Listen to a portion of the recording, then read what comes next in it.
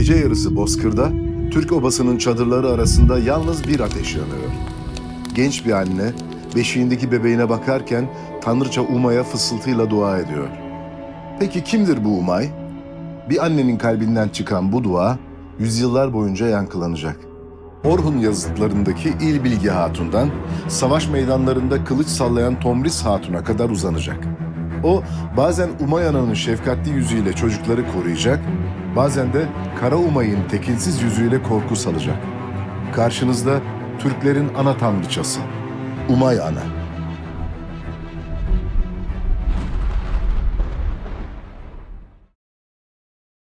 Umay Ana, Türk mitolojisinde yaşamın ta kendisidir. Onun görevi sadece insanları değil, hayvan yavrularını bile kötü ruhlardan korumaktır. O, hamile kadınların, lohusaların ve yeni doğan çocukların en büyük koruyucusudur. Doğurganlığın ve yaşamın devamlılığının güvencesidir. Kaşgarlı Mahmut, ünlü eseri Divan-ı Lügat-i Türk'te bu durumu şöyle anlatır. Umay'a tapan kadının çocuğu olur. Kaşgarlı'nın anlattığına göre doğumdan sonra rahimden çıkan ve bugün plasenta dediğimiz dokuya eskiden umay denir. Eski Türkler bunu çocuğun ana karnındaki eşi olarak görür ve kutsal kabul eder.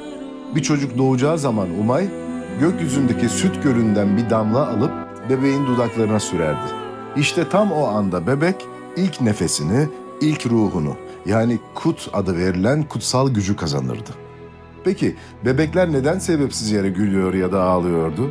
Eski Türkler için cevap basitti. Konuşmaya başlamadan önce bebekler hala gök dünyasıyla bağlantıdaydı.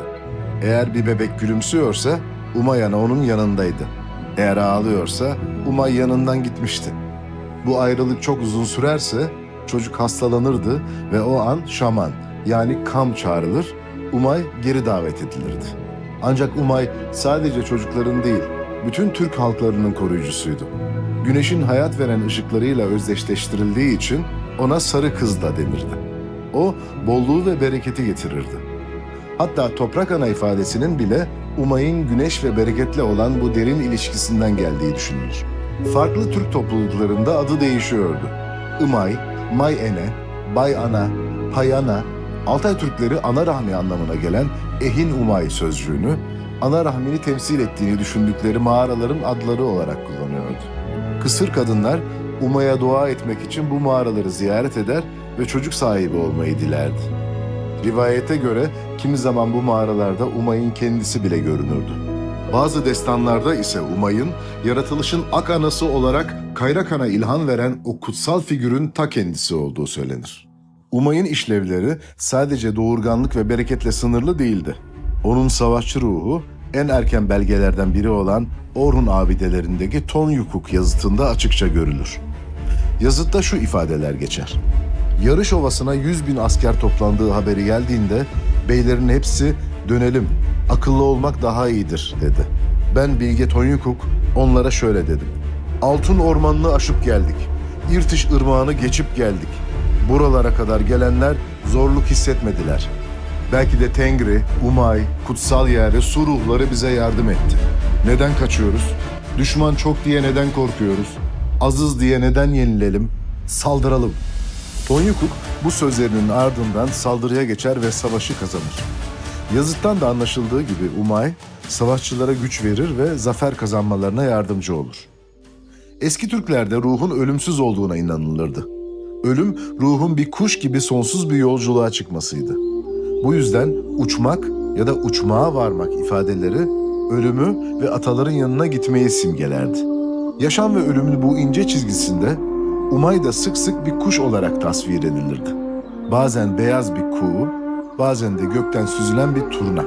Onun bereket veren kanatları devlet kuşu inancının ve hatta başına kuş pisleyen kişiye şans ve bereket geleceği düşüncesinin kaynağı olarak düşünülür. Doğum anında Umay'a edilen bir dua ise şöyledir. Aydınlık gökten süzülerek kon, Umay ana, kuş ana, eteği açık bırak, o kendi yolunu bulup çıksın. Türk inancında insanların ruhları bir yaşam ağacında bekletilirdi. Bu ruhlar kuş biçimindeydi. Eğer bir bebek ölürse henüz hayatını yaşayamayan ruhu tekrar bir kuş olup geldiği o ağaca geri dönerdi. Orada yeniden doğacağı günü beklerdi. Ve tıpkı ilk doğumda olduğu gibi ikinci doğumda da Tanrıça Umay'ın eli vardı. O, ruhu tekrar dünyaya indirir, ona yaşam yolunu açardı. İslamiyet'in kabulünden sonra bile Umay Ana inancı bütünüyle yok olmadı. Türkiye ve diğer Türk coğrafyalarında Fatma Ana ya da Fadime Ana kültü ortaya çıktı. Doğum sırasında ebeler anneye yardım ederken şöyle derdi: "Bu el benim elim değil, Fatma Ana'nın eli." Böyle söyleyip ellerini annenin karnına koyduklarında doğumun kolaylaşacağına inanılırdı.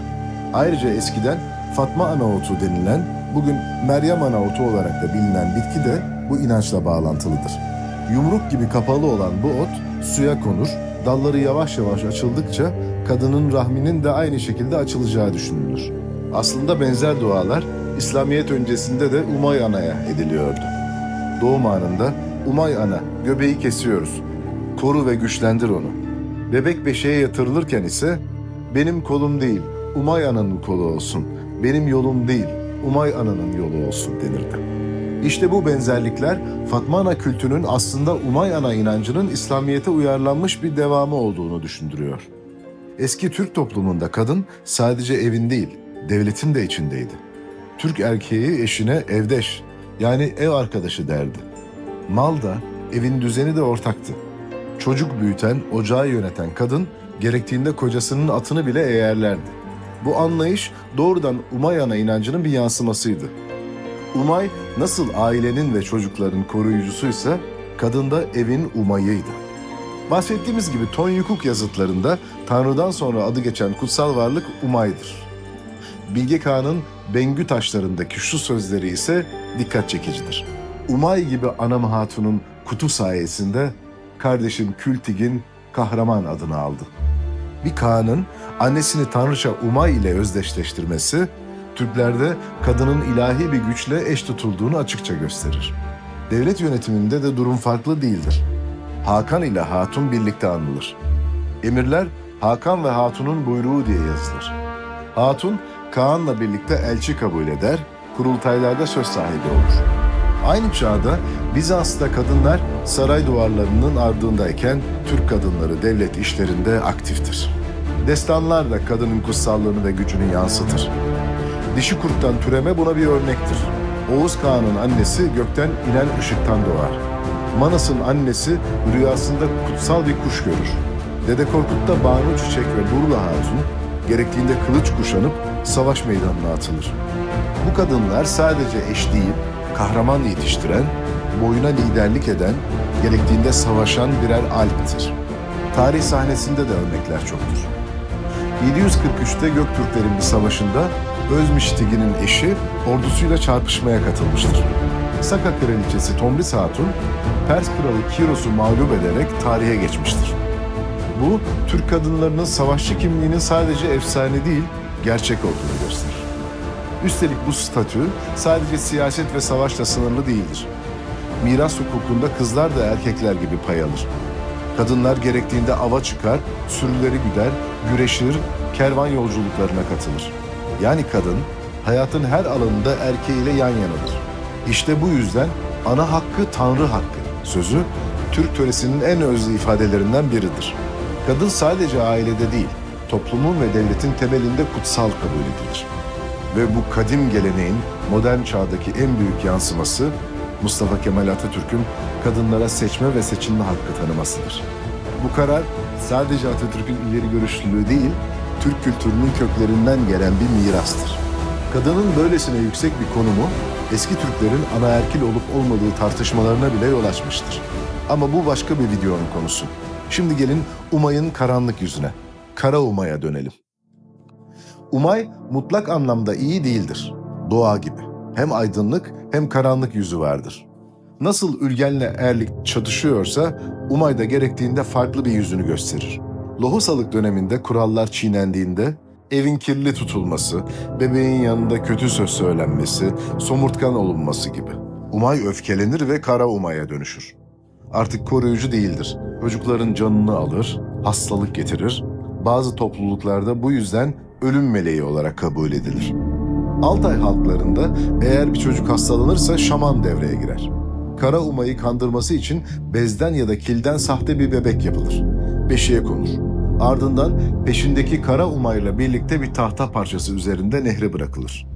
Böylece kötülük geldiği yere, yeraltı dünyasına, kara tamuya geri gönderilir. Ayrıca umay kaçırma adı verilen ve gizlilik içinde yürütülen özel bir ayin de vardır. Bu törende şaman transa geçer ve sağlıklı bir bebeğin umayını çalarak kısır bir kadına aktarmaya çalışır. Böylece kadının gebe kalması umulur. Ancak ruhu nakledilen yani umayı çalınan sağlıklı bebek hayatını kaybeder.